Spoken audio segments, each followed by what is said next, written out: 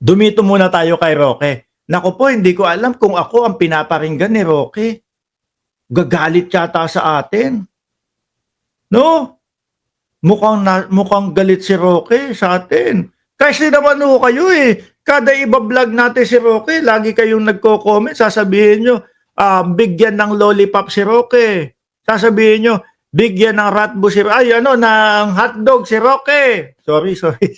Oh, baka napapansin na tayo ni Roque nagagalit. Hindi daw tayo o wala daw tayo karapatang maging vlogger, mga boss. Tingnan nyo ho. Kayo, hindi nyo na... Ayan. No? Ayan. Yung mga editor ko, sila nag-edit niyan ng video na yan. Nahiya pa eh. Kunyari, medyo patikom pa yung bibig pero pabuka din yung gustong ilagay niyan. Tuloy. At sa pamamagitan lamang ng pagkakaroon ng malayang merkado ng idea, tayo makakahanap ng solusyon sa ating mga problema. Kaya nga, ang sabi ng Korte Suprema, gobyerno, kahit anong gawain gobyerno, hindi lang sa pagsusupil, kung hindi mga bagay-bagay na makakatakot sa mga taong bayan na panindigan ang karapatan ng malayang pananalita ay ipinagbabawal ng saligang batas. Alin daw? Ang gobyerno? Ulit niya, parang naligaw ako doon sa sinasabi ni Roque. Oh, ang gobyerno, Anong gawain gobyerno? Hindi lang sa pagsusupil, kung hindi mga bagay-bagay na makakatakot sa mga taong bayan na panindigan ang karapatan ng malayang pananalita ay ipinagbabawal ng saligang batas. ano bawal daw? Nalilito ko, ulitin ko lang mga bossing ha. Ulitin ko lang. Ulitin ko lang. Nalilito ko eh. Yung mga nagpapahayag, ipinagbabawal. Kaya nga, ang sabi ng Korte Suprema, gobyerno, kahit anong gawain gobyerno, hindi Sabi ng Korte Suprema, kahit anong gawain ng gobyerno, lang sa pagsusupil, kung hindi mga bagay-bagay na makakatakot sa mga taong bayan na panindigan ang karapatan ng malayang pananalita ay ipinagbabawal. gets ko na.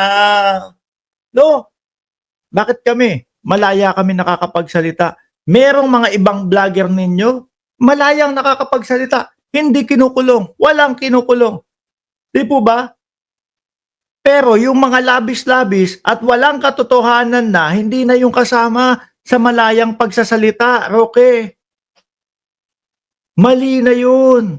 No? Kasinungalingan na yun. Sinisira nyo yung mga tao. Hindi tama yun. Kahit pagbali-baliktarin mo pa, kahit backdoor ka pa mahilig, Roque. Kayo magtatawa na naman kayo kapag ka napag-uusapan natin ang backdoor, ha? Alam ko iniisip nyo kay Roque kapag backdoor. Hindi, kasi naman sa backdoor, di ba? Dumaan si Roque. Ang saligang batas. So bagamat ikaw ay bata, Bata. Batang-bata ka pa. Ano, bata? Bagamat ako ay bata, si Mima Ali. Mima!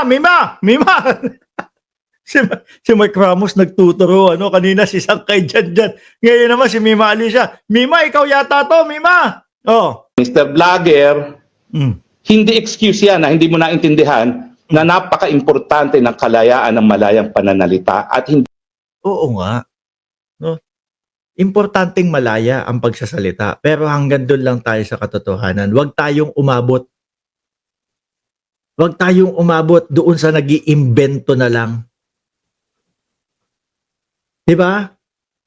Iniimbento para masira si Bongbong Marcos kasi kapag ka nasira si Bongbong Marcos, may pagkakataon na maging presidente si Sara Duterte. At pag naging presidente si Sara Duterte, nako, wala nang kaso si Harry Roque. Yun yung iniintay mo, di ba? Yun ang hinihintay mo. Kaso nga lang, Roque, mukhang kahit na matapos, pag natapos, yung oras ng asylum mo dyan, at sinabi na sa iyo, pasensya ka na, kinuha namin yung panig ng gobyerno ng Pilipinas, mas mukhang matimbang at mas mayroon silang mga ebidensya at dokumento, pasensya ka na, hindi ka namin matatanggap sa asylum. Naku po, Roque, bumilang ka ng 1.5 taon. Mukhang nakakalahating taon ka na, 1 taon na lang. 2025, 2026, tapos na. Mukhang may hatol na sa iyo nun. Si Pangulong Bongbong Marcos pa din. ang presidente. Ay yari ka pa din. Tapos si General Torre pa din, ang PNP chief, ay yari ka pa din. 'Di ba? Huwag kasing aabot sa susubo ng lollipop. Ay, ano ba 'yan? Si Chloe Sia naman bigla na namang nagkokomento ng ganito, napapaano lang ako. Hindi, wag aabot doon sa mga kasinungalingan at puros imbento. Hindi dapat sinusupil. So hindi po yan petty. Yan po ay seryosong bagay. Yan ang pagkakamali. Tayo nyo na lang Hindi daw po Becky? Hindi po yan Becky? Yun ba yun? Ewan ko, baka mahina ho yung pandinig ko. Hindi po yan Becky, ano? supil. So hindi po yan petty.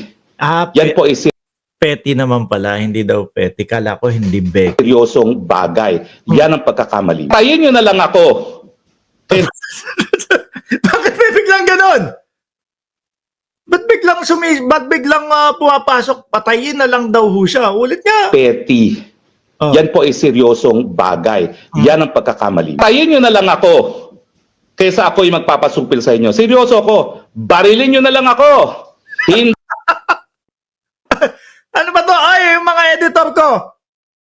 Ano bigla nyo pinapasok ito? Patayin nyo na lang ako. Oy, Roque, wag. Kasi po, mga bossing, yung mga binibitawang salita ho ni Harry Roque, mga kababayan, ay mukhang desperado na po. Talagang hindi magpapahuli ng buhay. Ano po? Mukhang kapag dumating sa punto na nandyan na ang mga aaresto sa kanya, mukhang hindi ho papahuli ng buhay. Patayin nyo na lang ako! Barilin nyo na lang ako! hindi ako magpapasupil. Mas importante sa akin yung makapagsalita. Oh. Hindi ako magpapasupil. Pag ikaw pinatay, Roque.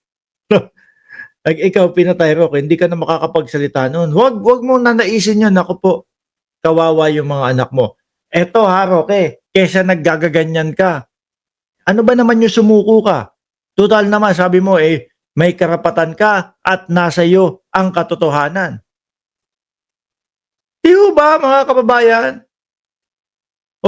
Ipagtanggol mo yung sarili mo. At least, na ipagtanggol mo ang sarili mo at makakasama mo yung mga mahal mo sa buhay ulit. Subukan mong ayusin yung buhay mo, Roque. Kaso nagpapadala ho doon kay Maharlika, ng Maharlika. Pagka binubus ka ni Maharlika, sasabihin, ano yung sinasabi niya? Bangag. Ngiwi. Mas tumatagal lang yung problema mo. Hindi masosolve yung problema mo ng kagaganyan mo, Roque.